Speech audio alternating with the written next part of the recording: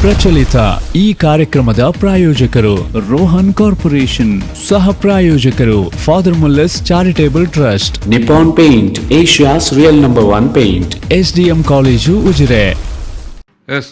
ಅತ್ಯಂತ ಆತಂಕದ ಮತ್ತೊಂದು ನೋವಿನ ವಿಚಾರದ ಬಗ್ಗೆ ಇವತ್ತು ನಾವು ಈ ಸಂದರ್ಭದಲ್ಲಿ ಮಾತಾಡ್ತಾ ಇದ್ದೇವೆ. ಮಂಗಳಮುಖಿ ಸಮುದಾಯ ಅವ್ರು ಪಡ್ತಾ ಇರುವಂಥ ಕಷ್ಟ ನೋವು ಎಲ್ಲರಿಗೆ ಕೂಡ ಗೊತ್ತಿರುವಂಥದ್ದೇ. ಅವರ ನಡುವೆ ಬೇರೆ ಬೇರೆ ವಿಭಿನ್ನ ಅಭಿಪ್ರಾಯಗಳ ತಂಡಗಳು ಅಥವಾ ಗುಂಪುಗಳು ಹುಟ್ಕೊಂಡೆ ಮೊನ್ನೆ ದಿವಸ ಒಂದು ಒಡೆದಾಟ ಪ್ರಕರಣ ಮಂಗಳೂರಿನಲ್ಲಿ ನಡೆದಿತ್ತು. ಶ್ರೇಯಾ ಅವರ ಮೇಲೆ ಹಲ್ಲೆ ಆಗಿತ್ತು. ಏನು ಘಟನೆಗಳು ಯಾಕೆ ನಡೆಯಿತು ಎಲ್ಲ ವಿಚಾರವಾಗಿ ನಾನು ಇವತ್ತೀಗ ನೇರವಾಗಿ ಈ ಒಂದು ಸಂದರ್ಭದಲ್ಲಿ ಮಾತಾಡ್ತಾ ಇದ್ದೇವೆ. ಮಂಗಳಮುಖಿಯರಾಗಿರುವಂಥ ಈ ಒಂದು ಹಲ್ಲೆಗೆ ಒಳಗಾಗಿರುವಂಥ ನೊಂದಿರುವಂಥ ಶ್ರೇಯಾ ಅವರು ನಮ್ಮ ಸ್ಟುಡಿಯೋದಲ್ಲಿದ್ದಾರೆ. ಜೊತೆಗೆ ಮಂಗಳೂರಿನ ಪರಿವರ್ತನಾ ಟ್ರಸ್ಟ್ ಮಂಗಳಮುಖಿಯರ ಟ್ರಸ್ಟ್ ಏನಿದೆ ಅದರ ಕಾರ್ಯದರ್ಶಿ ಸಂಜನಾ ಅವರು ನಮ್ಮ ಜೊತೆಗಿದ್ದಾರೆ. ಜೊತೆಗೆ ಕರ್ನಾಟಕ ಮಂಗಳಮುಖಿ ಫೌಂಡೇಶನ್ ಬೆಂಗಳೂರು ಇದರ ಪ್ರಧಾನ ಕಾರ್ಯದರ್ಶಿ ಆಗಿರುವಂಥ ಮಂಗಳಮುಖಿ ಅರುಂಧತಿ ಜೆ ಹೆಗಡೆ ಅವರು ಕೂಡ ನಮ್ಮ ಜೊತೆಗಿದ್ದಾರೆ. ನಾನು 3 ಮಂದಿಯನ್ನು ಕೂಡ ಈ ಒಂದು ಕಾರ್ಯಕ್ರಮಕ್ಕೆ ಪ್ರೀತಿಯಿಂದ ಸ್ವಾಗತ ಮಾಡ್ತಿದ್ದೇನೆ ನಿಮಗೆ 3 ಮಂದಿಗೆ ಕೂಡ. ಈ ನೋವಿನ ಸಂದರ್ಭದಲ್ಲೂ ಕೂಡ ನಾನು ನೇರವಾಗಿ ವಿಚಾರಕ್ಕೆ ಬರ್ತಾ ಇದ್ದೇನೆ. ಇದು ಸಂಜನಾ ಅವರೇ, ಏನಾಯಿತು, ಯಾವಾಗ ಆಯಿತು, ಯಾಕೆ ಆಯಿತು? ಇದು ಭಾನುವಾರ ನೈಟು 26ನೇ ತಾರೀಕಿಗೆ ಆಗಿರುವಂಥ ಘಟನೆ.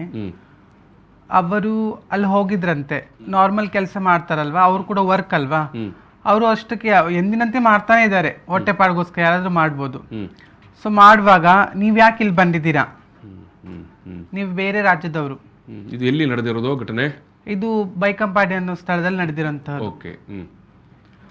ಸೊ ಯಾಕೆ ಬರ್ತೀರಾ ನೀವು, ಇರ್ಕುಡ್ದು ಅಂತ ಹಲ್ಲೆ ಮಾಡಿದಾರಂತೆ. ಸೊ ಇದ್ರ ಬಗ್ಗೆ ನಂಗೆ ಅಷ್ಟು ಗೊತ್ತಿಲ್ಲ ಆಗಿತ್ತು, ನಂಗೆ ಇವ್ರು ಹೇಳಿದ್ಮೇಲೆ ಗೊತ್ತಾಯ್ತು. ಶ್ರೇಯಕ್ಕ ಏನಾಯ್ತು ಹೇಳಿ? ಅದು ನೈಟು ಸಂಡೇ ನೈಟು ಸರ್, ತುಂಬಾ ಹೊಡೆದಿದ್ರು 5 ಜನಕ್ಕೆ. ನಿಖಿಲ್ ಕಡೆಯವರು ಅವರು ಹಿಂದೆ ಇರೋರೆಲ್ಲರೂ ಬಂದು ನಮಗೆ ಅವಾಗವಾಗ ಅಲ್ಲಿ ಬಂದು ತೊಂದರೆ ಕೊಡ್ತಾನೆ ಇದ್ರು ಅವರು. ನೀವ್ ಯಾಕೆ ಇರೋದು, ನಿಮ್ದಿದು ಊರಲ್ಲ, ನಿಮ್ದು ಬೇರೆ ಊರು, ನೀವಿಲ್ಲ ಇಲ್ಲೆಲ್ಲ ಮಂಗಳೂರಲ್ಲಿ ಬರಬಾರ್ದು, ಇದು ನಮ್ಮೂರು, ಇಲ್ಲಿ ನಾವೇ ಇರ್ಬೇಕು ಅಂತ ಹೇಳಿ ಟಾರ್ಚರ್ ಕೊಡೋರೆ ಇದ್ರು. ಸಂಡೇ ದಿನ ಬಂದು ಹೊಡೆದ್ರು ನಮ್ಮರ್ಗೆ. 5 ಜನ ಈಗ ಅಡ್ಮಿಟ್ ಆಗಿದ್ದಾರೆ. 5 ಜನಕ್ಕೆ ಸರಿಯಾಗಿ ಹೊಡೆದಿದ್ದಾರೆ ಅವರು. ನೀವು ಭಿಕ್ಷಾಟನೆ ಕೂಡ ಮಾಡಬಾರ್ದು ಅಂತ ಹೇಳಿದವರು ಯಾರು? ಹೌದು, ಭಿಕ್ಷಾಟನೆ ಮಾಡಬಾರ್ದು, ಇಲ್ಲಾಂದ್ರೆ ಒಬ್ರೇ ಸಿಕ್ಕಾಗ ನಾನು ನೋಡ್ಕೊಂತೀನಿ ನಿಮ್ಗೆ, ನಿಮ್ಮೂರಲ್ಲಿ ಹೋಗಿರಿ ನೀವು, ಇಲ್ಲಿ ಯಾಕೆ ನೀವು ಜೀವನ ಮಾಡೋದು ಅಂತಿದ್ದಾರೆ. ಏನು ಸಹ ಮಾಡಬಾರ್ದು ಅಂತ, ಇಲ್ಲಿ ಮಂಗಳೂರಲ್ಲೇ ಇರಬಾರ್ದು ನೀವು, ನಿಮ್ಮನ್ನ ಓಡಿಸ್ತೀವಿ ನಾವು ಇಲ್ಲಿಂದ ಅಂತ ಇರ್ತಾರೆ. ಈಗ ನೀವು ಕಂಪ್ಲೇಂಟ್ ಮಾಡ್ಲಿಲ್ವಾ? ಏನಾಯ್ತು ಕಂಪ್ಲೇಂಟ್? ನಾವೆಲ್ಲ ನೋಡಿದೆವು ಮೊನ್ನೆ ದಿವಸ ಕಮಿಷನರ್ ಆಫೀಸಿಗೆ ಹೋಗಿದ್ರಿ, ಏನಾಯ್ತು? ಕಂಪ್ಲೇಂಟ್ ಮಾಡಿದೀವಿ ಸರ್. ಇದಕ್ಕಿಂತ ಮುಂಚೆ ಸರ್ ಫಸ್ಟ್ ಒಂದು ಟೈಮ್ ಬಂದು ಗಲಾಟೆ ಮಾಡಿದಾಗ ನಾವು ಪಣಂಬೂರು ಸ್ಟೇಷನ್ಗೆ ಹೋಗಿ, ನಾವು ಪಣಂಬೂರು ಸ್ಟೇಷನ್ಗೂ ಹೋಗಿರ್ಲಿಲ್ಲ, ಒಬ್ಳಿಗೆ ಪೆಟ್ಟಾಗಿತ್ತು. ನಾವು ಟ್ರೀಟ್ಮೆಂಟ್ ತಗೊಳಕಂತ ಹೋದಾಗ ಡಾಕ್ಟ್ರೇ ಕಂಪ್ಲೇಂಟ್ ಮಾಡಿದ್ರಂತೆ, ಈ ತರ ಪೆಟ್ಟಾಗಿದೆ ಅಂತ ಹೇಳಿ. ಆಮೇಲೆ ಸರ್ ಹೇಳಿದ್ರು ಪಣಂಬೂರು ಸ್ಟೇಷನ್ಗೆ ಬರ್ಲಿಕ್ಕೆ ನಮಗೆ. ನಾವು ಹೋದ್ಮೇಲೆ ಆಮೇಲೆ ಲೆಟರ್ ಕೊಟ್ಟು ಬಂದ್ವಿ, ನಮ್ ಜಗಳಾನೆ ಸುಮ್ಮನೆ ಯಾಕೆ ಅಂತ ನಾವು ಕೊಟ್ಟು ಬಂದ್ವಿ. ಮತ್ತೆ ತಿರ್ಗಾ ಆವತ್ತಿನ ದಿವಸನೇ ಹೊಡೆದಿದ್ದಾರೆ ಮತ್ತೆ. ಅದಕ್ಕೆ ಹೋಗಿ ನಾವು ಕಂಪ್ಲೇಂಟ್ ಮಾಡಿದ್ವಿ. 5 ಜನಕ್ಕೆ ಹೊಡೆದಿದ್ದಾರಾ? ನಿಮ್ಮ 5 ಮಂದಿಗೆ? 5 ಮಂದಿಗೆ ಹೊಡೆದಿದ್ದಾರೆ. 5 ಮಂದಿ ಈಗ ಹಾಸ್ಪಿಟಲ್ ಅಲ್ಲಿ ಇನ್ನೂ ಆಸ್ಪತ್ರೆಯಲ್ಲಿ ಇದ್ದಾರಾ ಅಥವಾ? ಇಲ್ಲ ಸರ್, ಇನ್ನೂ ಇದ್ದಾರೆ, ಆಸ್ಪತ್ರೆಯಲ್ಲೇ ಇದ್ದಾರೆ ಇನ್ನು. ಅಂದ್ರೆ ಅಷ್ಟು ಗಂಭೀರವಾಗಿ ಏನೋ ಹೊಡೆದಿದ್ದಾರಾ? ಹೌದು ಸರ್, ಗಂಭೀರವಾಗಿ ಹೊಡೆದಿದ್ದಾರೆ. ಕೆಲವರಿಗೆ ಬೆನ್ನಿಗೆಲ್ಲ ಹೊಡೆದಿದ್ದಾರೆ, ಏನೋ ತಗೊಂಡು ಚುಚ್ಚಿದ್ದಾರೆ, ಕಣ್ಣಿಗೆಲ್ಲ ಕಾರು ಹುಡ್ಡಿ ಎಲ್ಲ ಉಗ್ಗಿ ಹೊಡೆದಿದ್ದಾರೆ, ತುಂಬಾ ಹೊಡೆದಿದ್ದಾರೆ ಸರ್ ಅವ್ರಿಗೆ. ಅಂದ್ರೆ ನೀವು ಬೇರೆ ರಾಜ್ಯದವರು ಅಥವಾ ಬೇರೆ ಜಿಲ್ಲೆಯವರು ಅನ್ನೋದು ಅವರ ಆಕ್ಷೇಪನ? ಹೌದು ಸರ್. ಬೇರೆ ಜಿಲ್ಲೆಯವರು ಬೈಕಂಪಾಡಿನಲ್ಲೋ ಸುರತ್ಕಲ್ನಲ್ಲೋ ಮಂಗಳೂರಿನಲ್ಲೋ ಇರಬಾರದು ಅಂತ ಅವ್ರು ಹೇಳೋದಾ? ಹೌದು, ಮಂಗಳೂರಲ್ಲೇ ಇರಬಾರ್ದು, ನಾವೇ ಇರಬೇಕು, ಮಂಗಳೂರಿನಲ್ಲೇ ಇರಬಾರದು ನೀವು ಅನ್ನೋದು ಹೇಳ್ತಾ ಇದ್ದಾರೆ ಅವರು. ಸೊ ಅದಕ್ಕಾಗಿ ನಿಮಗೆ ಹಲ್ಲೆ ಮಾಡ್ತಾ ಇದ್ದಾರೆ. ಇದು ಅರುಂಧತಿ ಹೆಗಡೆ ಅಕ್ಕ, ಏನು ಹೇಳ್ತೀರಿ ಈ ಘಟನೆ ಬಗ್ಗೆ, ಈ ವಿಚಾರದ ಬಗ್ಗೆ? ನಮಗೆ 25ನೇ ತಾರೀಕು ಒಂದು ಫೋನ್ ಬರುತ್ತೆ ಸರ್, ಇಲ್ಲಿ ಮಂಗಳೂರಲ್ಲಿ ನಮಗೆ ಹೊಡೆದಿದ್ದಾರೆ ಅಂತ ಹೇಳಿ ಶ್ರೇಯಾ ಅವರ ಗುಂಪಿಂದ ಒಂದು ಫೋನ್ ಬರುತ್ತೆ. ಆಗ ಅಲ್ಲಿ ಲೋಕಲ್ ಪೊಲೀಸ್ ಸ್ಟೇಷನ್ ಅವ್ರಿಗೆ ಹೋಗಿ ಅವ್ರು ಏನು ಹೇಳ್ತಾರೋ ಆ ರೀತಿಯಾಗಿ ಮಾಡಿ ಅಂತ ಹೇಳ್ತಾರೆ. 26ನೇ ತಾರೀಕು ಪಣಂಬೂರು ಪೊಲೀಸ್ ಸ್ಟೇಷನ್ಗೆ ಇವ್ರು ಹೋಗ್ತಾರೆ. ಅವರೆಲ್ಲದನ್ನು ಹೇಳ್ಬಿಟ್ಟು ನಾವು ಸರಿ ಮಾಡ್ತೀವಿ ಅಂತ ನನ್ನ ಜೊತೆನೂ ಸಹ ಮಾತಾಡ್ತಾರೆ. ಏನಾದರೂ ಇದ್ರೆ ನಾವು ಅವ್ರಿಗೆ ಪ್ರೊಟೆಕ್ಷನ್ ಕೊಟ್ಟಿದ್ದೀವಿ, ಇಷ್ಟು ವರ್ಷನೂ ಕೊಟ್ಟಿದ್ದೀವಿ, ಇನ್ನು ಮುಂದೆನೂ ಕೊಡ್ತೇವೆ, ಏನಾದರೂ ತೊಂದರೆ ಇದ್ರೆ 112ಗೆ ಮಾಡಕ್ಕೆ ಹೇಳಿ, ಆ್ಯಂಡ್ ನಮ್ಮ ನಂಬರ್ಗೂ ಕೂಡ ಮಾಡಕ್ಕೆ ಹೇಳಿ ನಾವು ಅವ್ರಿಗೆ ಸಪೋರ್ಟ್ ಮಾಡ್ತೀವಿ ಮಾಡ್ತೀವಿ ಅಂತ ಹೇಳಿದ್ರು. ಆಯ್ತು ಅಂತ ಹೇಳಿದ್ರೆ 26ನೇ ತಾರೀಕು ಮತ್ತೆ ನನಗೆ ಫೋನ್ ಬರುತ್ತೆ. ಬಂತ ಹೇಳಿದ್ರೆ ಅವಾಗ ಆನ್ಲೈನಲ್ಲಿ ರೆಕಾರ್ಡಿಂಗ್ ಅಲ್ಲಿ ಆನ್ಲೈನ್ ಅವ್ರ ಜೊತೆ ಫೋನಲ್ಲಿ ಇರುವಾಗಲೇ ಒಂದಷ್ಟು ಜನ ಅವರಿಗೆ ಹೊಡಿತಾ ಇದ್ರು. ಯಾರು ಅಂತ ಗೊತ್ತಿಲ್ಲ. ತುಂಬಾ ಜನಕ್ಕೆ ಹೊಡೆದಾಗ 26ನೇ ತಾರೀಕು ನೈಟು ತುಂಬಾ ಮಾರಣಾಂತಿಕವಾಗಿ 5 ಜನದ ಮೇಲೆ ಹಲ್ಲೆ ಮಾಡ್ತಾರೆ. ಅವ್ರನ್ನ ಕೊಲೆ ಮಾಡ್ಲಿಕ್ಕೆ ಹೋಗ್ತಾರೆ. ಅವ್ರ ಗಂಟಲಿಗೆ ಹೊಡಿತಾರೆ, ಇದು ಬಿಯರ್ ಬಾಟ್ಲಿಂದ ಬ್ಲೇಡ್ ಇಂದ ಕೂಯ್ದಿದ್ದಾರೆ. ಮತ್ತೆ ಒಬ್ರಿಗೆ ಸಿಲಿಕಾನ್ ಏಟಾಗಿದೆ, ಮತ್ತೆ ಸ್ಪೈನಲ್ ಅಲ್ಲಿ ಸ್ವಲ್ಪ ಜನಕ್ಕೆ ಏಟಾಗಿದೆ, ನೀಗೆ ಏಟಾಗಿದೆ, ಮತ್ತೆ ಯೂರಿನ್ ಬಂದಾಗಿದೆ. ಅಂಡ್ ಎಲ್ಲಿ ಸರ್ಜರಿ ಆಗಿರೋ ಜಾಗಗಳಿಗೆ ನೋಡ್ಕೊಂಡು ಚೆನ್ನಾಗಿ ಹೊಡೆದಿದ್ದಾರೆ. ಎಲ್ಲ ಸ್ವೆಲ್ಲಿಂಗ್ ಇದೆ ಅಂಡ್ ಬ್ಲಡ್ ಬಂದಿಲ್ಲ. ಬಿಯರ್ ಬಾಟಲ್ ಅಲ್ಲಿ ತಲೆಗೆ ಹೊಡೆದಿದ್ದಾರೆ. ಈ ತರದ್ದು ಅವ್ರಿಗೆ ಗೊತ್ತು ಯಾವ ರೀತಿಯಾಗಿ ಹೊಡಿಬೇಕು ಅಂತ. ಬಿಕಾಸ್ ಅದೇ ಯೂಸ್ ಟು ಇಟ್. ಇವತ್ತಿಂದ ಶುರುವಾದದ್ದಲ್ಲ, ತುಂಬಾ ವರ್ಷಗಳಿಂದ ಇದು ಶುರುವಾದದ್ದು. ಮತ್ತೆ ಅವ್ರದ್ದು ಒಂದು ಅಭ್ಯಾಸ ಏನು ಅಂತ ಹೇಳಿದ್ರೆ, ಮಂಗಳೂರಲ್ಲಿ ಯಾರಿದಾರೋ ಅವರಿಗೆ ಹೊಡೆಯೋ ಅಂತದ್ದು ತನ್ನ ಕಡೆ ಮಾಡ್ಕೊಳ್ಳೋ ಅಂತದ್ದು. ಫಸ್ಟ್ ಕರೀತಾರೆ, ನನ್ನ ಜೊತೆ ಬಂದು ಸೇರ್ಕೊಳ್ಳಿ ಅಂತ. ಅವ್ರು ಸೇರ್ಕೊಂಡಿಲ್ಲ ಅಂತ ಹೇಳಿದ್ರೆ ಅವರಿಗೆ ಒಂದು ದಿನ ಫಿಕ್ಸ್ ಮಾಡ್ತಾರೆ, ಒಂದು ಮಿಡ್ ನೈಟ್ ಅಥವಾ ಬೆಳಗಿನ ಜಾವ.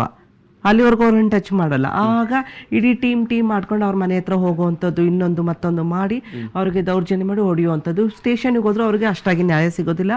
ಬಿಕಾಸ್ ಅನ್ಎಜುಕೇಟೆಡ್ ಇರ್ತಾರೆ. ಅಲ್ಲಿಗೆ ಹೋದಾಗ ಪೊಲೀಸರಿಗೆ ಅವರು ಅದನ್ನ ಈಗ ಈಗ ಈಗ ಎಸ್ ಎಸ್ ಈಗ ಅವರೇನು ಹೇಳ್ತಾ ಇರುವಂಥದ್ದು, ಈಗ ಶ್ರೇಯಾ ಅವರು ಕೂಡ ಹೇಳಿದಾರಲ್ಲ, ಮಂಗಳೂರಿನವ್ರು ಮಾತ್ರ ಇರಬೇಕು. ಏನು ಹೇಳ್ತೀರಿ? ಹೇಗೆ ಸಾಧ್ಯ? ಹಾಗಾದ್ರೆ ನಮ್ಮ ಕಮಿಷನರ್ ಸಾಹೇಬ್ರು ಬೇರೆ ಕಡೆಯಿಂದ ಬಂದವರು, DC ಅವರು ಬೇರೆ ಕಡೆಯಿಂದ ಬಂದವರು, ಕಳಿಸ್ಲಿ ಎಲ್ಲಾರ್ನು ನಿಖಿಲ್ ಅವರು. ಖಂಡಿತ. ನಿಖಿಲ್ ಅವರು ಇದ್ರದ್ದು ಲೀಡರಾ? ಯಾವ ಊರಿನಲ್ಲಿ ಯಾರ್ಯಾರು ಇರ್ಬೇಕಂತ ಹೇಳಿ? ಹೌದು. ಅವರು ಇವಾಗ ಹೊಸದಾಗಿ ನಾಯಕರಾಗಿದ್ದಾರೆ. ಅವರು 4 ವರ್ಷದಿಂದ ಈಚೆಗೆ ಈ ಸಮುದಾಯದ ಜೊತೆಗೆ ಇರೋ ಅಂತವ್ರು. ಅವರ ಒಂದು ಮಾತು ಹೇಳ್ತಾರೆ, ನಾನು ಇಲ್ಲಿ ಲೋಕಲ್ ಇದ್ದೀನಿ, ಏನ್ ಬೇಕಾದ್ರೂ ನಾನು ಮಾಡ್ತೇನೆ, ನಾವು ಹೊಡೆದಾಡ್ಕೊಂಡು ಸಾಯ್ತೇವೆ, ನೀವ್ ಯಾಕೆ ಬರ್ತೀರಾ ಅಂತ ನನಗೆ ಪರ್ಸನಲಿ ಕಾಲ್ ಮಾಡಿ ಹೇಳ್ತಾರೆ. ಮತ್ತೆ ಈ ವಿಚಾರ ಕಮಿಷನರ್ ಸಾಹೇಬ್ರಿಗೆ ಹೇಳ್ತೇವೆ, ಮತ್ತೆ DCP ಅವ್ರಿಗೆ ಹೇಳ್ತೀವಿ, ಮತ್ತೆ ಲೋಕಲ್ ಪೊಲೀಸ್ ಸ್ಟೇಷನ್ ಅವ್ರಿಗೆ ಹೇಳ್ತೀವಿ. ಇಷ್ಟೆಲ್ಲ ಆದ್ಮೇಲೂ ಸಹ ಸುಮಾರು ಒಂದು 15 ನಂಬರಿಂದ ನಿಖಿಲ್ ಮತ್ತೆ ಅವ್ರ ಅಸಿಸ್ಟೆಂಟ್ಸ್ ಏನಿದಾರೋ ಫೋನ್ ಮಾಡಿ, ನೀನು ಇಲ್ಲಿಂದ ಮಂಗಳೂರಿಂದ ಹೋಗಬೇಕು, ಇಲ್ಲಾಂದರೆ ನಿನ್ನನ್ನು ಜೀವ ಸಹಿತ ಬಿಡೋದಿಲ್ಲ ಅಂತ ಬೆದರಿಕೆ ಹಾಕಿದ್ದಾರೆ. ಅದನ್ನೆಲ್ಲ ನಾನು ಎಲ್ಲ ಪೊಲೀಸ್ ಕಮಿಷನರ್ ಸಾಹೇಬ್ರಿಗೆಲ್ಲ ತೋರಿಸಿದ್ದೇನೆ.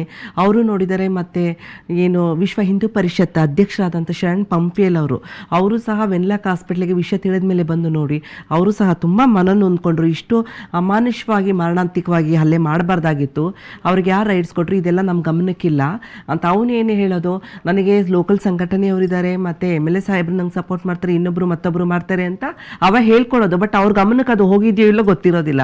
ಯಾವಾಗ್ಲೂ ಹೋಗಿ ಅವ್ರ ಜೊತೆ ಒಂದು ಫೋಟೋ ತೆಗೆಸ್ಕೊಳ್ಳೋದು, ಇವರೆಲ್ಲ ನನ್ನ ಜೊತೆಲಿ ಇದ್ದಾರೆ ಅಂತ ಹೇಳಿ ಈ ತರವಾಗಿ ಮಾಡುವಂತ ಕೆಲಸಗಳನ್ನ ನಿಖಿಲ್ ಮಾಡ್ತಾ ಇದ್ದಾರೆ. ಈಗ ನಿಮ್ಮ ಪಾಸ್ಪೋರ್ಟ್ ಅಲ್ಲಿ ಕೇಳ್ತಾನ ಅವನು? ಕೇಳ್ಬಹುದೇನೋ, ನೀವೇನೋ ಬೇರೆ ದೇಶದಿಂದ ಬಂದಿರಬಹುದು ಅಂತ ಇರ್ಬೋದು. ಕೇಳ್ತಾರ ಅವರು ಇನ್ ಮುಂದಲ್ಲಿ. ಏನೇ ತಪ್ಪಿದ್ರು ಏನೇ ಒಪ್ಪಿದ್ರು ಹಲ್ಲೆ ಮಾಡ್ಲಿಕ್ಕೆ ಇವ್ರಿಗೆ ಯಾರು ಅಧಿಕಾರ ಕೊಡ್ತಾರೆ? ಮಂಗಳೂರು ನಂದು ಅಂತ ಹೇಳೋದಕ್ಕೆ ಇವ್ರಿಗೆ ಯಾರು ಅಧಿಕಾರ ಕೊಡ್ತಾರೆ? ಸಂವಿಧಾನವನ್ನ ಉಲ್ಲಂಘನೆ ಮಾಡುವಂತ ಅಧಿಕಾರವನ್ನ ಇವ್ರಿಗೆ ಯಾರು ಕೊಡ್ತಾರೆ? ಎಲ್ರು ಕಾನೂನಿನ ಚೌಕಟ್ಟಲ್ಲಿ ಇರ್ತಕ್ಕಂಥವ್ರು. ಹಾಗೆ 26ನೇ ತಾರೀಕು ಸಂವಿಧಾನ ಹೇಳುತ್ತೆ, ಈ ದೇಶದೊಬ್ಬ ನಾಗರಿಕ ಈ ದೇಶದ ಯಾವ ಕಡೆ ಕೂಡ ಓಡಾಡಬಹುದು ಅಥವಾ ಎಲ್ಲ ಕೂಡ ನೆಲೆಸಬಹುದು ಅದನ್ನು ಹೇಳುತ್ತೆ ಅಲ್ವಾ? ಉದ್ಯೋಗ ಅಥವಾ ಶಿಕ್ಷಣ, ಆರೋಗ್ಯ, ವ್ಯಾಪಾರ, ವಹಿವಾಟು, ಏನೇ ವಿಚಾರ ಇದ್ರೂ ಕೂಡ ಎಲ್ಲಿಂದ ಎಲ್ಲಿ ಕೂಡ ಹೋಗ್ಬೋದು. ಸೊ ಇಂಥ ಸಂದರ್ಭದಲ್ಲಿ ಒಂದು ಗುಂಪಿನವರು, ನಮ್ಮದೇ ಒಂದು ಗುಂಪು, ನಾವು ಈ ಪ್ರದೇಶದ ರಾಜರುಗಳಿವರು ಇರಬಹುದೇನೋ. ನಮ್ಮ ಸಂವಿಧಾನದಲ್ಲಿ ಅಂಥ ಹುದ್ದೆಗಳಿಲ್ಲ. ರಾಜರುಗಳು ಕಿಂಗ್ ಅಂತ ಹಳೆ ಕಾಲದಲ್ಲಿ ಇತ್ತಲ್ಲ, ಬಿಫೋರ್ 1947, 1947 ಮೊದಲಿತ್ತು. ಇದು ನನ್ನ ಪ್ರಾಂತ್ಯ, ಇದಕ್ಕೆಲ್ಲ ನಾನು ಕೋಟೆ ಕಟ್ಟಿದ್ದೇನೆ, ಇದರ ಒಳಗಡೆ ಯಾರು ಬರಬಾರ್ದು, ಬಂದವ್ರನ್ನೆಲ್ಲ ನಾನು ಓಡಿಸ್ತೇನೆ ಅಂತ. ಸೊ ಅಂಥದ್ದೇನಾದ್ರೂ ಇವ್ರು ಮಾಡಿಕೊಂಡಿದ್ದಾರಾ? ಇವರು ಸಹ ನೆನ್ನೆ ಮೊನ್ನೆ ಬಂದವರೇನಲ್ಲ, ಸಾಧ್ಯ ಆದರೆ ನಾವು ಮಾತನಾಡುವ. ಇಟ್ಸ್ ವೆರಿ ಇಂಟ್ರೆಸ್ಟಿಂಗ್ ವಿಚಾರ. ನಿಖಿಲ್ ಅವರು ಸಂಪರ್ಕಕ್ಕೆ ಸಿಕ್ಕಿದ್ರೆ ನಾವು ಮಾತಾಡುವ. ಯಾಕಂತ ಹೇಳಿದ್ರೆ ಇಂಥ ಒಂದು ಅಭಿಪ್ರಾಯ ಬಹುಶಃ ಅದು ಭಾರಿ ದೊಡ್ಡ ಮಟ್ಟದಲ್ಲಿ ಕಾನೂನಿನಲ್ಲಿ ಕೂಡ ಚರ್ಚೆ ಆಗಬೇಕಾದದ್ದು. ಬಹುಶಃ ಇದುವರೆಗೆ ಯಾರು ಕೂಡ ಇದ್ರ ಬಗ್ಗೆ ಮಾತಾಡಿಲ್ಲ ಅಲ್ವಾ?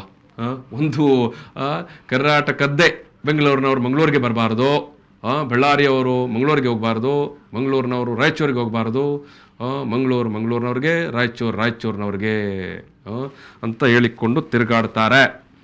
ನಮ್ಮ ಕಾನೂನು ಅವರ ಪರವಾಗಿದೆಯಾ ಅಥವಾ ನಮ್ಮ ಸಂವಿಧಾನ ಆ ರೀತಿ ಹೇಳುತ್ತಾ? ಇದೇನೋ ಗೂಂಡಾ ರಾಜ್ಯನೋ ಅಥವಾ ರೌಡಿಗಳ ರಾಜ್ಯನೋ ಅಥವಾ ಪ್ರಜಾಪ್ರಭುತ್ವನೋ? ಹೇಳಿದಲ್ಲ, 1947ಗಿಂತ ಮೊದಲು ಆ ಪ್ರಜಾಪ್ರಭುತ್ವ ಇರಲಿಲ್ಲ ಈ ದೇಶದಲ್ಲಿ. ಅಲ್ಲಲ್ಲಿ ಬೇರೆ ಬೇರೆ ಬೇರೆ ಸೆಟಲ್ಮೆಂಟ್ಗಳು, ರಾಜರುಗಳು. ಇದು ನನ್ನ ಪ್ರಾಂತ್ಯ, ಇದು ನನ್ನ ದೇಶ, ಇದು ನನ್ನ ಊರು, ಇದು ಇಲ್ಲಿಗೆ ನಾನೇ ದೊರೆ ಅನ್ನುವ ರೀತಿ ನೀತಿಗಳಿತ್ತು. ಭಾರತ ನವಯುಗದತ್ತ ಹೋದ್ರೆ ಅವರು ಮತ್ತೆ ಇತಿಹಾಸದ ಹತ್ರ ಕರ್ಕೊಂಡು ಹೋಗ್ತಾ ಇದ್ದಾರೆ ನಿಖಿಲ್ ಅವರು. ಪ್ರಾಚೀನ ಪುರಾತನತೆಗೆ ನಮ್ಮನ್ನ ಮತ್ತೆ ಎಳ್ಕೊಂಡು ಹೋಗ್ತಾ ಇದ್ದಾರೆ. 26ನೇ ತಾರೀಕು ಈ ಘಟನೆ ನಡೆದಿದೆ. ಈ ಕ್ಷಣದವರೆಗೂ ರಾಜಾರೋಷವಾಗಿ ಓಡಾಡ್ತಾ ಇದ್ದಾರೆ. ಈ ಕ್ಷಣಕ್ಕೂ ನಮಗೆ ಬೆದರಿಕೆ ಹಾಕ್ತಾ ಇದ್ದಾರೆ. ಇದು ತುಂಬಾ ಶೋಚನೀಯವಾದದ್ದು. ನಿಮಗೆ ಮತ್ತೆ ಬೆದರಿಕೆ ಆಗ್ತಾ ಇದ್ದಾರೆ. ನೀವು ಈ ವಿಚಾರವನ್ನು ಪ್ರಶ್ನೆ ಮಾಡಿದಕ್ಕೆ ಮತ್ತು ಈ ವಿಚಾರವಾಗಿ ನೀವು ಮಂಗಳೂರು ಪೊಲೀಸ್ ಕಮಿಷನರ್ ಅವರಿಗೆ ದೂರು ಕೊಟ್ಟದಕ್ಕೆ ನಿಮಗೆ ತಿರ್ಗಾ ಬೆದರಿಕೆ ಆಗ್ತಾರೆ. ನಿಮಗೆ ತಿರ್ಗಾ ಫೋನ್ ಮಾಡಿ ಬೆದರಿಕೆ ಆಗ್ತಾರೆ. ಹೌದು, ಒಂದು ಆಕ್ಟಿವಿಸ್ಟ್ ಆಗಿ ನಾವು ಮಂಗಳೂರಿಗೆ ಬಂದ್ರೆ ನಮಗೆ ಸೂಕ್ತವಾದ ರಕ್ಷಣೆ ಇಲ್ಲ ಅಂತ ಹೇಳಿದ್ರೆ ಇಲ್ಲಿನ ಕಾನೂನು ವ್ಯವಸ್ಥೆ ಸುಭದ್ರತೆ ಹೇಗಿದೆ? ನೀವು ಅವ್ರ ಹತ್ರ ಒಂದು ಪರ್ಮಿಷನ್ ಕೇಳಬೇಕಲ್ಲಪ್ಪ. ಪೊಲೀಸ್ ಕಮಿಷನರ್ಗೆ ಅಥವಾ ಮಂಗಳೂರು ಜಿಲ್ಲಾಧಿಕಾರಿಗಿಂತಲ್ಲ ಪರ್ಮಿಷನ್ ಕೇಳೋ ಬದಲು ಅವರಿಗೆ ಪರ್ಮಿಷನ್ ಕೇಳಬೇಕು ನೀವು. ಅದೇ ಈಗ ಅದನ್ನ ತಪ್ಪು. ನಾವು ಬೆಂಗಳೂರಿಂದ ಬಸ್ ಹತ್ತಾ ಇದ್ದೇನೆ, ಹಿಂಗೆ KSRTC ಇಳಿಬಹುದಾ ಬೆಳಿಗ್ಗೆ ಬಂದು ಅಂತ ಕೇಳೋದು ಮಾಡ್ಬೋದಲ್ವಾ? ಮತ್ತೆ ಅವ್ರ ವೇಷಗಳನ್ನ ನೋಡ್ಬಿಟ್ರೆ ವಿಡಿಯೋಗಳು ಇದೆ, ಬೇಕಾದ್ರೆ ನಾನು ಒಂದಷ್ಟು ವಿಡಿಯೋಗಳನ್ನ ಕಳಿಸ್ತೇನೆ. ಬೆಳಗ್ಗೆ ಹೊತ್ತು ಹೇಗಿರ್ತಾರೆ, ರಾತ್ರಿ ಹೊತ್ತು ಮಿಡ್ ನೈಟ್ ಅಲ್ಲಿ ಹೇಗಿರ್ತಾರೆ, ಸಂಜೆ ಹೊತ್ತು ಪುರುಷರನ್ನ ಆಕರ್ಷಣೆ ಮಾಡ್ಲಿಕ್ಕೆ ಅವ್ರು ಯಾವ ವೇಷಧಾರಿ ಆಗ್ತಾರೆ ಅಂತ ಹೇಳಿದ್ರೆ ಅದನ್ನು ನೋಡಿದ್ರೆ ಇಂಥ ನಕಲಿ ಮಂಗಳಮುಖಿಯರು ನೋಡಿ, ಇವರೆಲ್ಲ ಒರಿಜಿನಲ್ಸ್. ಅವರೆಲ್ಲ ನೋಡಿದ್ರೆ ಡೂಪ್ಲಿಕೇಟ್ ಅನ್ಸುತ್ತೆ. ರಿಯಲ್ ಹೇರ್ ಇದೆ ಅವ್ರಿಗೆ ಬಿಟ್ಟಿದ್ದಾರೆ. ಯಾರು ಹುಡುಗಿಯಾಗೆ ಮನೆಯಿಂದ ಬರೋದಿಲ್ಲ, ಹುಡುಗಾಗಿ ಹುಡುಗಿ ಆಗ್ತಾರೆ. ಆ ಪ್ರೋಸೆಸ್ ಅಲ್ಲಿ ಗ್ರಾಜುಯಲಿ it will take 2 years 1.5 years it may take time. But ಇವರು 4-6 ವರ್ಷದಿಂದ ಇದ್ದಾರೆ. ಯಾಕೆ ಇವರು ಇನ್ನೂ ಹಾಗೆ ಹುಡುಗಂತಾರೆ ಇದ್ದಾರೆ? ರೇಪ್ ಮಾಡಕ್ ಹೋಗ್ತಾರೆ ಮಂಗಳಮುಖಿಯರ ಅಂತ ಹೇಳಿದ್ರೆ ಇದು ಯಾವ ತರದ ನೀತಿ ಆಗುತ್ತೆ ನನಗೆ ಗೊತ್ತಿಲ್ಲ. ಶಿಶ್ನವನ್ನ ಬಾಯಿಗೆ ಹಾಕುವಂತ ಪ್ರಯತ್ನವನ್ನ ಮಾಡ್ತಾರೆ ಇವರು ಅಂತ ಹೇಳಿದ್ರೆ ಎಷ್ಟು ಮಟ್ಟಿಗೆ ಸರಿ ಇವರು? ಅಲ್ಲಿ ಹಾಸ್ಪಿಟ್ಲಲ್ಲಿ 5 ಜನ ನೋಡಿದ್ರೆ ಕಣ್ಣಲ್ಲಿ ರಕ್ತ ಬರುತ್ತೆ. ಯಾವುದೇ ಮಾನವೀಯತೆ ಇರೋದು. ಇಷ್ಟು ಜನ ಮಂಗಳೂರು ಅಂತ ಹೇಳಿದ್ರೆ ತುಂಬಾ ಹ್ಯೂಮನ್ ರೈಟ್ಸ್ ಆಕ್ಟಿವಿಸ್ಟ್ಗಳನ್ನ ಕೊಟ್ಟಂತಹ ಊರು ಇದು. ತುಂಬಾ ಸಹೃದಯರಿರೋಂಥ ಊರು. ಇಲ್ಲಿ ಎಷ್ಟೋ ಜನ ಮಂಗಳಮುಖಿಯರ ಪರವಾಗಿ ಧ್ವನಿ ಎತ್ತದಂಥವ್ರು. ರೇಷ್ಮಾ ಅಂಥವ್ರು ಕುವೆಂಪು ಯೂನಿವರ್ಸಿಟಿಯಲ್ಲಿ PhD ಪಡೆದಂಥವ್ರು ಯಾರು ಮಂಗಳಮುಖಿಯರ ಪರವಾಗಿ. ತುಂಬಾ ಜನ ಆಕ್ಟಿವಿಸ್ಟ್ಗಳಿದ್ದೇನೆ. ನಾವು ಹ್ಯೂಮನ್ ರೈಟ್ಸ್ ಆಕ್ಟಿವಿಸ್ಟ್ ಅಂತ ಒಬ್ಳೆ ಹೆಣ್ಮಕ್ಳಿಗೆ ದೌರ್ಜನ್ಯ ಆದರೆ, ರೇಪ್ ಆದರೆ ಎಲ್ಲ ಮೀಡಿಯಾಗಳಲ್ಲಿ ನ್ಯೂಸ್ ಆಗತ್ತೆ, ಎಲ್ಲರೂ ಮಾತಾಡ್ತಾರೆ. ಅಟ್ಲೀಸ್ಟ್ 5 minutes ಕಾಫಿ ಟೈಮಲ್ಲೋ ಫ್ರೀ ಇರೋ ಟೈಮಲ್ಲಿ ಮಾತಾಡ್ತಾರೆ. ಇಷ್ಟೆಲ್ಲ ದಾಂಧಲೆಗಳೇ ಆಗಿದೆ. ಒಬ್ರು ಕೂಡ ಇದ್ರ ಬಗ್ಗೆ ಮಾತಾಡ್ಲಿಕ್ಕೆ ಯಾರು ಕೂಡ ರೆಡಿ ಇಲ್ಲ. ಅಂಡ್ ಅವ್ರ ಬಗ್ಗೆ ಹೇಳಿದ್ರೆ ಇದು ನಿಮ್ ಜಗಳ ನೀವೇ ಬಗೆಹರಿಸ್ಕೊಂತೀರಾ ಅಂತ ಇದು 4-5 ವರ್ಷದಿಂದನೂ ಕೇಳ್ತಾ ಇದೆ. ಹಾಗಾದ್ರೆ ಅವ್ನ್ ಸಾಯಿಸಿದ್ರು ಯಾರು ಕೇಳೋದಿಲ್ವಾ? ಇವ್ರ ಜಗಳ ಅಂದ್ರೆ ಯಾಕೆ? ಇವ್ರುಗಳಿಗೆ ಕಾನೂನು ಇಲ್ವಾ? ಇವ್ರಿಗೆ ಸಂವಿಧಾನ ಇಲ್ವಾ? ಇವ್ರು ಅದ್ರೊಳಗಡೆ ಬರೋದಿಲ್ವಾ? ಇವರಿಗೆ ಕರ್ತವ್ಯಗಳು ಜವಾಬ್ದಾರಿಗಳು ಯಾವುದೂ ಇಲ್ವಾ? ಹೌದು, ಲೈಂಗಿಕ ವೃತ್ತಿ ಮಾಡ್ತಿದ್ದಾರೆ, ಭಿಕ್ಷಾಟನೆ ಮಾಡ್ತಿದ್ದಾರೆ. ಅವರಿಗೆ ಪರ್ಯಾಯವಾಗಿ ಯಾವುದೂ ಇಲ್ಲ. ಆಲ್ಟರ್ನೇಟ್ ಸರ್ಕಾರ ಅಥವಾ ಸಮಾಜ ಏನಾದರೂ ಕೊಟ್ಟರೆ ದೇ ಆರ್ ರೆಡಿ. ಆ್ಯಂಡ್ ಆ ಫೀಲ್ಡಲ್ಲಿ ಆ ಪ್ರೋಸೆಸ್ಸಲ್ಲಿ ತುಂಬ ಜನ ಇದ್ದೀವಿ ಸಹ. ನಾವು ಲೈಂಗಿಕ ವೃತ್ತಿಯನ್ನು ಬಿಟ್ಟು ಭಿಕ್ಷಾಟನೆ ಬಿಟ್ಟು ತುಂಬ ಜನ ಇದ್ದಾರೆ. ಎಲ್ಲಿ ಅವಕಾಶ ಸಿಕ್ಕಿದೆಯೋ ಅಲ್ಲಿ ಇದ್ದಾರೆ. ಇವ್ರುಗಳಿಗೂ ಸಿಕ್ಕಿದ್ರೆ ಖಂಡಿತ ಅವ್ರು ಅದನ್ನು ಬಿಡ್ತಾರೆ. ಬಟ್ ಅಪ್ ಟು ದಟ್ ಅವರು ಸಾಯಕ್ಕಾಗೋದಿಲ್ಲ. ಹಸಿವಿನಿಂದ ಬದುಕಲೇಬೇಕು, ಆತ್ಮಹತ್ಯೆ ಮಾಡ್ಕೊಳಕ್ಕಾಗೋದಿಲ್ಲ. ಹಾಗಾಗಿ ಅವ್ರು ಬದುಕಲೇಬೇಕು. ಲೈಂಗಿಕ ವೃತ್ತಿಯನ್ನು ಮಾಡ್ತಾರೆ, ಭಿಕ್ಷಾಟನೆಯನ್ನು ಮಾಡ್ತಾರೆ. ಅಷ್ಟರಲ್ಲೇ ನಮ್ಮದೇ ಮೊದಲು ಏನು ನಿರ್ಲಕ್ಷ್ಯಕ್ಕೆ ಒಳಗಾದ ಸಮಾಜ. ನಮ್ಮಲ್ಲೇ ನೀವು ಇಷ್ಟು ಡೂಪ್ಲಿಕೇಟ್ ಆಗಿಬಿಟ್ಟು, ನೀವು ಒರಿಜಿನಲ್ಸ್ಗೆ ಇಷ್ಟು ನಕಲಿ ಆಗಿಬಿಟ್ಟು, ನೀವು ನಿಜವಾದ ಮಂಗಳಮುಖಿಯರಿಗೆ ಅಪ್ಪ ಅಮ್ಮನ ಬಿಟ್ಟು ಬಂದಿದ್ದಾರೆ, ಮನೆಗೆ ಹೋಗೋದಿಲ್ಲ, ಅಣ್ಣ ತಮ್ಮರಿಲ್ಲ, ಅವ್ರು ಹೇಳೋಕ್ಕೂ ಇಲ್ಲ ಕೇಳೋಕ್ಕೂ ಇಲ್ಲ. ಪೊಲೀಸರು ಹೋದ್ರೆ ನಿಮ್ಮ ಜಗಳ ಅಂತ ಹೇಳ್ತಾರೆ. ಇನ್ನೊಬ್ಬರ ಹತ್ರ ಹೋದ್ರೆ ಅದು ನಿಮ್ಮದು, ನಾವು ತಲೆ ಹಾಕೋದಿಲ್ಲ, ನೀವು ದೇವರುಗಳು ಇನ್ನೊಂದು ಮತ್ತೊಂದು ಅಂತ ಹೇಳ್ತೀರಾ. ಆದರೆ ಇವರು ಅದನ್ನೆಲ್ಲ ಎನ್ಕ್ಲಾಶ್ ಮಾಡಿಕೊಂಡು ಇಷ್ಟು ದಾರುಣವಾಗಿ ಹಲ್ಲೆ ಮಾಡ್ಕೊಂಡಿರೋದು. ನೀವು ಕೊಲೆ ಪ್ರಯತ್ನ ಮಾಡಿದ್ದೀರಲ್ಲ, ಎಷ್ಟು ಮಟ್ಟಿಗೆ ಸರಿ? ಇನ್ನೂ ನೀವು ಸ್ವಚ್ಛಂದವಾಗಿ ಹಾರಾಡ್ತಾ ಇದ್ದೀರಾ ಹಕ್ಕಿ ಥರ, ಮತ್ತು ಫೋನ್ ಮಾಡಿ ಕೇಳ್ತಾ ಇದ್ದೀರಾ ನಮ್ಗಳಿಗೆ ಏನು ಮಾಡೋಕ್ಕಾಯ್ತು ನೀವು ಅಂತ ನಮಗೆ ನೀವು ಪ್ರಶ್ನೆ ಮಾಡ್ತೀರಾ ಅಂತ ಹೇಳಿದ್ರೆ ಏನು ಇದಕ್ಕೆ ಯಾವ ರೀತಿಯಾಗಿ ಉತ್ತರ ಹೇಳೋದು? ನಮ್ಮ ಸರ್ಕಾರದಲ್ಲಿ ಮತ್ತು ನಮ್ಮ ನೀತಿಗಳು ಕಾನೂನುಗಳು ಯಾವ ಕಡೆ ಹೋಗ್ತಾ ಇದೆ ಅಂತ ನಮ್ಗೆ ಅರ್ಥ ಆಗ್ತಾ ಇಲ್ಲ. Really it is a very worst incident ಇಲ್ಲಿ ಮಂಗಳೂರಲ್ಲಿ. ಇದೊಂದು ಕಪ್ಪು ಚುಕ್ಕೆ. ಅಂಡ್ ಎಲ್ಲ ಆಕ್ಟಿವಿಸ್ಟ್ ಫೋನ್ ಮಾಡಿ ಕೇಳ್ತಾ ಇದ್ದಾರೆ, ನಾವು ಮಂಗಳೂರಿಗೆ ಬರ್ತೀವಿ, ಮಾತಾಡ್ತೀವಿ ಅಂತ. ಬಟ್ ಹೈಯರ್ ಅಥಾರಿಟಿ ಅವರು ಖಂಡಿತ ಅವರು ರೆಸ್ಪಾಂಡ್ ಮಾಡಿದ್ದಾರೆ. ಎಸ್, ನಾವು ನ್ಯಾಯದ ಪರವಾಗಿ ನಿಲ್ತೇವೆ. ಕಮಿಷನರ್ ಆಗಿರ್ಬೋದು ಅಥವಾ ಅಸಿಸ್ಟೆಂಟ್ ಕಮಿಷನರ್ ಆಗಿರ್ಬೋದು, ಅವರೆಲ್ಲರೂ ನ್ಯಾಯದ ಪರವಾಗಿ ಇರ್ತೇವೆ. ಯಾರಿಗೆ ಅನ್ಯಾಯ ಆಗಿದೆಯೋ ನ್ಯಾಯ ಕೊಡಿಸ್ತೀವಿ ಅಂತ ಹೇಳ್ತಾರೆ. ಬಟ್ ತಳಮಟ್ಟದಲ್ಲಿ ಏನಾಗ್ತಿದೆಯೋ ಅಂತ ಗೊತ್ತಿಲ್ಲ. ಮತ್ತೆ ಇವ್ರುಗಳಿಗೆ ಮನೆ ಖಾಲಿ ಮಾಡಿಸ್ಲಿಕ್ಕೆ ಓನರ್ ಹತ್ರ ಹೋಗಿ ಹೇಳಿದ್ದಾರೆ ಪೊಲೀಸ್ ಅವರು, ಕೇಸ್ ರಾಜಿ ಮಾಡ್ಕೊಳ್ಳಿ, ಇಲ್ಲ ಅಂತ ಹೇಳಿದ್ರೆ ಮನೆ ಖಾಲಿ ಮಾಡಿ. ಮನೆ ಯಾರು And ಪೊಲೀಸರು hospital ಗೆ ಕೊಡ್ತಾರಾ ಬೇರೆ ಮನೆ? ಹೋಗಿದ್ದೇನೆ, ಯಾರೋ? ಪ್ರತ್ಯೇಕವಾಗಿ ಮನೆ ಪೊಲೀಸರು ಕೊಡ್ತಾರಾ? ಹಾಸ್ಪಿಟ್ಲಿಗೆ ಹೋಗಿ ಅಲ್ಲ, ಕೇಸ್ ಪೊಲೀಸರು ರಾಜಿ ಮನೆಯಲ್ಲಿ ಮಾಡ್ಕೊಳ್ಳಿ ಅಂತ ಇಟ್ಕೊಂಡು ಕೇಳಿದ್ದಾರೆ ಸರ್. ಸಾಕ್ತಾರಾ? ಬೀದಿಗೆ ಬಂದ್ರೆ ಏನ್ ಮಾಡ್ತಾರಂತೆ ಪೊಲೀಸರು ಆಮೇಲೆ? ಅವ್ರ ಮನೆಗೆ ಹೋಗ್ಬೇಕೇನೋ ಗೊತ್ತಿಲ್ಲ. ಅಲ್ವಾ, ಜೈಲಲ್ಲಿ ಹೋಗಿ ಕೂರಿಸ್ತಾರಾ? ಈಗ ಒಬ್ಬ ಮನುಷ್ಯನಿಗೆ ಕಟ್ಟ ಕಡೆಯದಾಗಿ ಬೇಕಾಗಿರೋದೇನು? ಒಂದು ಸೂರು ಬದುಕಿಕೊಳ್ಳಿಕ್ಕೆ, ಉಳ್ಕೊಳ್ಳಿಕ್ಕೆ ಓನರ್ ಮನೆ ಹತ್ರ ಪೊಲೀಸ್ ಅವ್ರು ಹೋದ್ರೆ ಎಷ್ಟು ಎದುರುತ್ತಾರೆ. ಏನೋ ಮನೆ ಕೊಡೋದೇ ಕಷ್ಟ, ಅಂಥದ್ರಲ್ಲೂ ತುಂಬಾ ದೊಡ್ಡ ಮನಸ್ಸಿಂದ ಕೊಟ್ಟಿರ್ತಾರೆ. ಅಂಥವ್ರ ಹತ್ರ ಪೊಲೀಸ್ ಅವರೇ ಹೋಗಿ ಕಾಪಾಡಬೇಕಾದಂಥವ್ರು ಮನೆ ಖಾಲಿ ಮಾಡಿಸಿ ಇಲ್ಲ ಕೇಸ್ ರಾಜಿ ಮಾಡಿಸಿ ಅಂತ ಹೇಳಿದ್ರೆ ಅವ್ರು ಭಯ ಪಡ್ತಾರ ಇಲ್ಲ? ಒಂದು ಎರಡನೇದು ಹಾಸ್ಪಿಟ್ಲಲ್ಲಿ ಪಾಪ ಅವ್ರು ಸಾವು ನೋವಲ್ಲಿ ಓಡಾಡ್ತಾ ಇದ್ರೆ ಒಂದಷ್ಟು ಜನ ಪೊಲೀಸ್ಗಳು ಅವ್ರ ಹತ್ರ ಹೋಗಿ ಕೇಸ್ ರಾಜಿ ಮಾಡ್ಕೊಳ್ಳಿ, ನೀವು ಇಲ್ಲೇ ಇರೋರು ಒಂದು ಸೌಹಾರ್ದತೆಯಿಂದ ಇರಬೇಕು ಹಾಗೆ ಹೀಗೆ ಅಂತ ಹೇಳ್ತೀರಾ ಅಂತ ಹೇಳಿದ್ರೆ ಇದು ಯಾವ ಥರ ನಾವು ಅರ್ಥೈಸ್ಕೊಳ್ಬೇಕು? ಈಗ ಅರುಂಧತಿ ಹೆಗಡೆ ಅವರೇ, ನೀವು ಹೇಳುವಂಥದ್ದು ಏನಾಗಬೇಕು? ನಾನು ಏನು ಹೇಳ್ತೀನಿ, ಕಾನೂನ ಯಾರು ಕೈಗೆ ಎತ್ಕೊಂಡಿದ್ದಾರೋ ಅವರಿಗೆ ಶಿಕ್ಷೆ ಆಗಬೇಕು. ಎಲ್ಲರೂ ಸೌಹಾರ್ದತೆಯಿಂದ ಜೀವನ ಮಾಡಬೇಕು. ಯಾವ ಪ್ರದೇಶವನ್ನು ಯಾರ ಅಪ್ಪನ ಸ್ವತ್ತು ಅಲ್ಲ. ಕಾನೂನು ಮುಂದೆ ಎಲ್ಲರೂ ಸರಿ ಸಮಾನರು. ಯಾರೇ ತಪ್ಪು ಮಾಡಿದ್ರು, ಶ್ರೇಯಾ ಅವ್ರು ತಪ್ಪು ಮಾಡಿದ್ರು, ನಿಖಿಲ್ ಅವ್ರು ತಪ್ಪು ಮಾಡಿದ್ರು, ಮತ್ತೊಬ್ರು ತಪ್ಪು ಮಾಡಿದ್ರು, ನಾನು ತಪ್ಪು ಮಾಡಿದ್ರು, ನಾವು ಕಾನೂನಲ್ಲಿ ಏನು ಶಿಕ್ಷೆ ಐತಿ ನಾವೆಲ್ಲರೂ ಸಂವಿಧಾನದ ಮುಂದೆ ಈಕ್ವಲ್ ಇದ್ದೀವಿ. ಎಲ್ರಿಗೂ ಶಿಕ್ಷೆ ಆಗಬೇಕು. ಯಾರನ್ನು ದೌರ್ಜನ್ಯ ಮಾಡಬಾರ್ದು. ಏನಾದರೂ ತಪ್ಪಾಗಿದ್ರೆ ಅವ್ರಿಗೆ ದೊಡ್ಡವರು ಇರ್ತಾರೆ ಅಥವಾ ಕಾನೂನಿದೆ, ನೀವು ಕನೆಕ್ಟ್ ಮಾಡಿ ಮಾತಾಡಿ. ನೀವೇ ಕಾನೂನ ಕೈಗೆತ್ಕೊಂಡು ನೀವು ರೌಡಿಗಳಾಗಬೇಡಿ, ಪರೋಡಿಗಳಾಗಬೇಡಿ. ನಿಮ್ಮ ಹತ್ರ ಇರ್ಬೋದು, ಜನಬಲ ಇರ್ಬೋದು, ಇನ್ನೊಂದು ಮತ್ತೊಂದು ಎಲ್ಲ ಇರ್ಬೋದು, ಆದ್ರೆ ಮಾನವೀಯತೆ ಅನ್ನೋದು ತುಂಬಾ ಜನಬಲ ಇರಬಹುದು. ಆದರೆ ಸೋತವರಿಗೆ ಕೂಡ ಬದುಕುವ ಹಕ್ಕು ಖಂಡಿತವಾಗಿ ಇದ್ದೇ ಇರುತ್ತೆ ಅಲ್ವಾ? ಪದೇ ಪದೇ ಯಾಕೆ ಹೊಡೆಯೋದು ಇವ್ರನ್ನ? ಯಾಕೆ ಟಾರ್ಗೆಟ್ ಮಾಡ್ತೀರಾ ಪದೇ ಪದೇ? ಒಂದು ಸಲ ಹೌದು, 2 ಸಲ ಹೌದು, 3 ಸಲ ಹೌದು, 10, 15 ಸಲ ಇವ್ರು ಬದುಕದೇ ಬೇಡ್ವಾ? ಯಾಕೆ ಒಂದು ಭಿಕ್ಷಾಟನೆಗೆ ಹೋದ್ರೆ ನೀ ನನ್ನ ಏರಿಯಾ ಯಾಕೆ ಬರ್ತೀಯ ಅಂತ ಬರ್ತಾರೆ. ಲೈಂಗಿಕವರು ತಿಳಿದು ಇದು ನನ್ನ ಏರಿಯಾ ಯಾಕೆ ಬರ್ತೀರಾ? ನೀವು ಇಲ್ಲಿಂದ ಯಾಕೆ ಬರ್ತೀರಾ? ಬಳ್ಳಾರಿ ಯಾವ ಊರು? ಬಳ್ಳಾರಿ ಕರ್ನಾಟಕದಲ್ಲಿಲ್ವಾ? ಹಾಗಾದ್ರೆ ನಿಮ್ಮ ಕೊಡುಗೆ ಏನು ಮಂಗಳೂರಿಗೆ? ಮಂಗಳೂರು ನನ್ನದು ಅಂತ ನೀವು ಹೇಳಿದ್ರೆ ಮಂಗಳೂರಿಗೋಸ್ಕರ ನೀವೇನ್ ಕೊಡುಗೆ ಕೊಟ್ಟಿದ್ದೀರಾ? ಇವರು ಮಂಗಳೂರವ್ರಲ್ಲ ಅನ್ನೋದಕ್ಕೆ ನಿಮ್ಮ ಹತ್ರ ಏನ್ ಪುರಾವೆಗಳಿದೆ? 18-20 ವರ್ಷದಿಂದ ಇದಾರೆ ಅವರು ಇಲ್ಲಿ. ನೀವು ಹೇಗೆ ಹೇಳ್ತೀರಾ ಈ ಮಾತುಗಳನ್ನ? ಈಗ ಅಲ್ಲಿ ಸೌದಿ ಕಡೆಯಿಂದ ಅಲ್ಲೆಲ್ಲ ಇನ್ನು ಕೂಡ ಕಿಂಗ್ ಅಂತ ಇರ್ತಾರೆ ಅವರೆಲ್ಲ ಒಂದೊಂದು ದಿವಸ ಒಬ್ಬೊಬ್ಬರನ್ನೇ ಒದ್ದು ಹೊರಗೆ ಹಾಕಿದರೆ ನಮ್ಮ ಮಂಗಳೂರಿನವರೇ ತುಂಬ ಜನ ಇರ್ತಾರೆ. ಗಲ್ಫಲ್ಲಿ ಹೋಗಿ ದುಡಿಯುವ 3/4% ಜನ ಈ ಕರಾವಳಿ ಭಾಗದವರು. ಹೌದು, ಗಲ್ಫ್ ದೇಶದಲ್ಲಿ ಅವರೆಲ್ಲ ಇದೇ ಕಾನೂನು ತಗೊಂಡ್ರೆ, ನೀವು ನಮ್ಮೂರವರೆಲ್ಲ ಓಡಿ ಹೋಗ್ರಿ, ನಾಳೆ ಬೆಳಿಗ್ಗೆದ್ದ ಜಾಗ ಖಾಲಿ ಮಾಡಬೇಕು ನೀವು ಅಂತ ಹೇಳಿದ್ರೆ ಅದೇಯಾ ಅಲ್ವಾ? ಇದು ಈಗ ನಾವು ನಮ್ಮದೇ ರಾಜ್ಯ, ನಮ್ಮದೇ ದೇಶ, ನಾವು ಓಡಾಡಬಾರ್ದು, ಅಲ್ಲಿ ಮನೆ ಮಾಡಬಾರ್ದು, ಇಲ್ಲಿ ಬದುಕು ಕಟ್ಕೊಳ್ಬಾರ್ದು ಅಂತ ಹೇಳಿದರೆ ಜಿಲ್ಲಾಡಳಿತ ಉತ್ತರ ಕೊಡಬೇಕು, ಪೊಲೀಸರು ಉತ್ತರ ಕೊಡಬೇಕು. ಕಮಿಷನರ್ ಆಫೀಸಿಗೆ ಬಂದು ಯಾರು ಅವ್ರ ಹೆಸರು? ಕಮಿಷನರ್ ಆಫೀಸಲ್ಲಿ ಇವತ್ತು CCTV ಫೂಟೇಜ್ ತೆಗೆದು ನೋಡಿ, ನಾವು ಮೇಲ್ಗಡೆ ಕೂತಿದ್ದೀವಿ, 5 ಜನ ಕೆಳಗಡೆ ಇದ್ದಾರೆ, 12 ಜನ ಹೋಗಿದ್ದು, 5 ಜನ ಮೇಲ್ಗಡೆ ಕೂತಿದ್ದೀವಿ, 5 ಜನ ಕೆಳಗಡೆ ಇದ್ದಾರೆ. ಇಡೀ ಟೀಮ್ ಬಂದ್ಬಿಟ್ಟು ಅವ್ರಿಗೆ ಹೊಡೆಯಕ್ಕೆ ಹೋಗಿ ಇವ್ರಿಗೆ ಫೋನ್ ಮಾಡಿ ಕೆಳಗಡೆ ಬರೋ ಅಷ್ಟೊತ್ತಿಗೆ ಅಷ್ಟು ದಾಂದಲೆ ಕಮಿಷನರ್ ಆಫೀಸಲ್ಲಿ ಅಷ್ಟು ಜೋರ ಮಾಡಿದ್ರೆ ಕಮಿಷನರ್ ಯಾವುದೋ ಮೀಟಿಂಗ್ ಅಲ್ಲಿ ಇದ್ದವ್ರು ಕೆಳಗಡೆ ಬಂದ್ರು. ವಾಟ್ ಈಸ್ ಹ್ಯಾಪನಿಂಗ್ ಅಂತ ಎಲ್ಲ ಮೀಡಿಯಾಗಳಲ್ಲೂ ಕವರೇಜ್ ಆಗಿದೆ, CCTVಯಲ್ಲಿ ಇದೆ. ಒಬ್ಬ ಕಮಿಷನರ್ ಆಫೀಸಲ್ಲಿ ಇವ್ರು ಇಷ್ಟು ದಾಂಧಲೆ ಮಾಡ್ತಾರಂದ್ರೆ ಇವರು ಲೈಂಗಿಕ ವೃತ್ತಿ ಮಾಡುವಂತ ಆ ಕತ್ತಲಲ್ಲಿ, ಆ ಕಾಡಲಲ್ಲಿ ಇವರ ಅಮಾನುಷ ವರ್ತನೆ ಇನ್ನು ಯಾವ ಮಟ್ಟಕ್ಕೆ ಇರಬಹುದು? ಪೊಲೀಸರು ಒಂದು 2 ಕಡೆಯವರ ನ್ಯಾಯವನ್ನು ಆಲಿಸಿ ಸಮಚಿತ್ತದ ನ್ಯಾಯ ಅಂತ ನಾವೇನು ಹೇಳ್ತೇವೆ ಅದರ ಬಗ್ಗೆ ಗಮನ ಹರಿಸಬೇಕು. ಇಲ್ಲದ್ರೆ ಇದೊಂದು ಲಾ ಆ್ಯಂಡ್ ಆರ್ಡರ್ ಪ್ರಾಬ್ಲಮ್ ಆಗಿ ಮುಂದೆ ಸಮಸ್ಯೆ ಆಗುವಂಥ ಅಥವಾ ಆ ದಿಕ್ಕಿನಲ್ಲಿ ಮತ್ತಷ್ಟು ನಿಷ್ಠುರಗಳು ಅಥವಾ ಹೊಡೆದಾಟಗಳಾಗುವಂಥ ಸಾಧ್ಯತೆಗಳಿರುತ್ತೆ.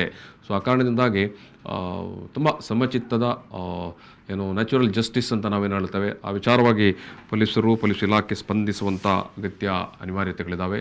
ನಾನು ಈ ಮಾತುಕತೆಯಲ್ಲೇ ಸಮಾಪನ ಮಾಡ್ತಾ ಇದ್ದೇನೆ. ಈ ಸಂದರ್ಭದಲ್ಲೇ ನಮ್ಮ ಜೊತೆಗೆ ಭಾಗಿಯಾದಂಥ ಶ್ರೇಯಾ ಅವರಿಗೆ ನಾನು ಪ್ರೀತಿಯ ಧನ್ಯವಾದವನ್ನು ಅರ್ಪಿಸ್ತಿದ್ದೇನೆ ಅಕ್ಕ. ಅದೇ ರೀತಿ ಸಂಜನಾ ಅವರಿಗೆ ನಿಮಗೆ ಕೂಡ ಪ್ರೀತಿಯ ಧನ್ಯವಾದಗಳು. ಅದೇ ರೀತಿ ಅರುಂಧತಿ ಹೆಗಡೆ ಅವರೇ ನಿಮಗೆ ಕೂಡ ಪ್ರೀತಿಯ ಧನ್ಯವಾದಗಳು. ಈ ಒಂದು ಮಾತುಕತೆಯನ್ನು ಇಲ್ಲಿ ಸಮಾಪನ ಮಾಡ್ತಾ ಇದ್ದೇನೆ. Thank you. ಪ್ರಚಲಿತ ಈ ಕಾರ್ಯಕ್ರಮದ ಪ್ರಾಯೋಜಕರು ರೋಹನ್ ಕಾರ್ಪೊರೇಷನ್, ಸಹ ಪ್ರಾಯೋಜಕರು father Muller's charitable trust, Nippon Paint, Asia's real #1 paint. SDM college Ujire.